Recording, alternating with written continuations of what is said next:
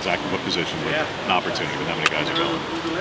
How have you approached the 100 days before spring practice started? How do you approach January, February, and the beginning of March? It's the same as I approached it last year.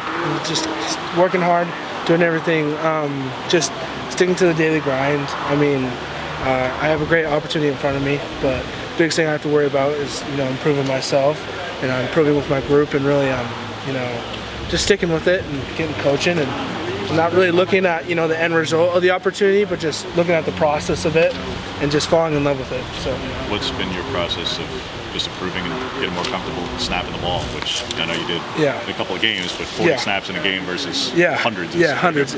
Yeah, I mean, definitely been working with Bo, every day, coming in early, getting snaps. I mean, I was a center in high school before I came, then I took a little break from that. But just getting comfortable with snapping, getting comfortable with, directing the line.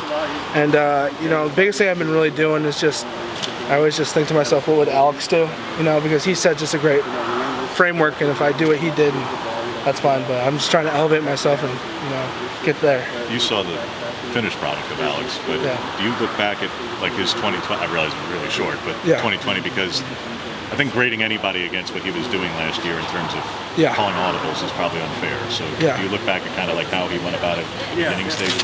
No, I look at it what he did last year, because I'm gonna compare myself to the best, and I'm not gonna try and sell myself short on anything like that. So I'm holding myself to a high standard, and anything I can do to be like him and be better, that's what I'm gonna do. Do you envision center strictly this season for you, or is it multiple spots as well? I'll do really anything. Really, not up to me, up to the coach. But I'm gonna work my butt off. Any other position. Played a little defense last year, so shoot, if Bo goes down a little bit and I need to throw. So.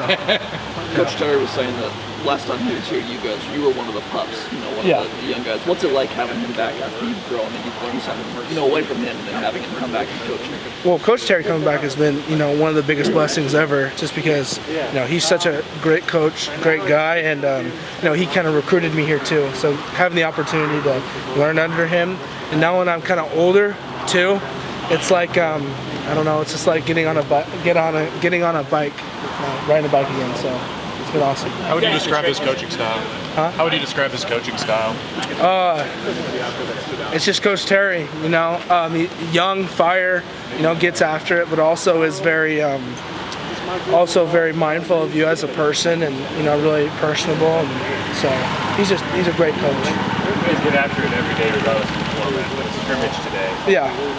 A little bit different. What was it like to just be able to cut it loose, and what you want to get out of today? It was really good to cut it loose. I mean, you can do shells and full pads, and it's gonna be a little slower for the smaller guys, but it's live go for offense and defensive line, whatever you're doing.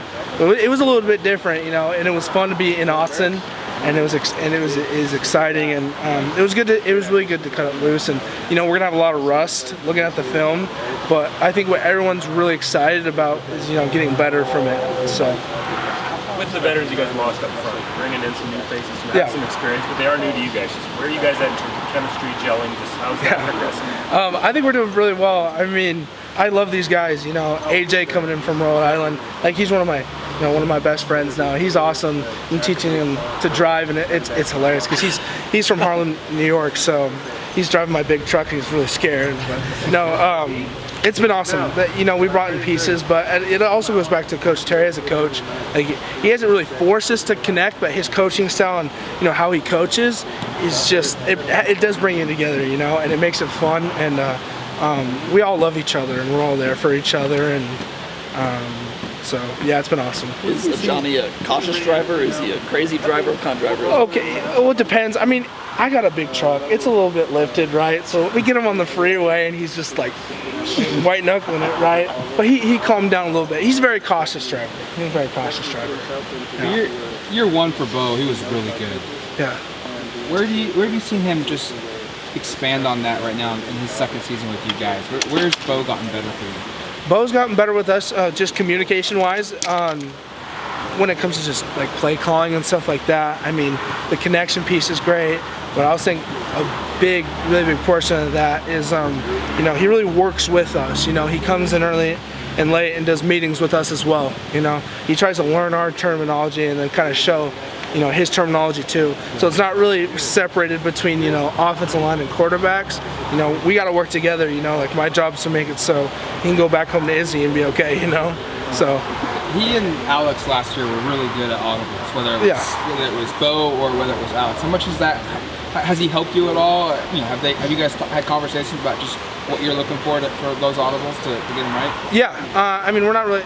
Yeah, we've been working on that, but right now we're kind of just working on getting the, just snaps right, and kind of little stuff. We're in spring ball right now, but definitely when we get closer, for sure, I'll start ramping up like that. Yeah. And he's the type of guy who'll teach me everything, and I'm really eager to learn. So, and he's a wonderful teacher too. So got announced yesterday that Javon Holland and Marcus are coming back for the coaches for the spring game. What's it like to have Javon, someone that you played with, come back as an honorary coach? I didn't get to play with Javon, unfortunately. Yeah, he was a year before me. He was a great guy. I've met him before, though. When he was here recruiting, he was a great guy. And Marcus, I think I've talked to Marcus 3 or 4 times around here, and every time he's known my name, he's just a wonderful person. So it's great to see Alumni come back, and it definitely gets the fans juiced up and fired up. So you're going to be angling to be one of those guest coaches a few years down the road? Oh, for sure. Definitely, when I'm done here, I'm going to be Oregon through. Like, what Oregon has done for me while I'm here, it's a lasting effect. Like, I see myself living in Eugene, and I really love Oregon. I don't know when I get to call myself an Oregonian. I don't know. Someone give me, if anybody knows, just give me. Put it in, 2-year timeline. Maybe? That's a two-year timeline. I don't know. As a non-Oregonian, it's weird going back. It's weird going back home to Utah, because I'll go back home to Utah and see my family, and I'm like, oh, I'm excited to go home. I'm like, wait, hold up. So I consider myself an Oregonian a little bit. Dan went official when he had the photo with the Dutch Bros coffee cup. Oh, yeah. So if you've had Dutch Bros, then I had Dutch Bros. Well, they're starting to expand it, and I have some friends that work there, so I don't know. I like Dutch Bros. I'm not a big coffee guy, but nice little lemonade rebel action there. So yeah. All right, thanks, guys.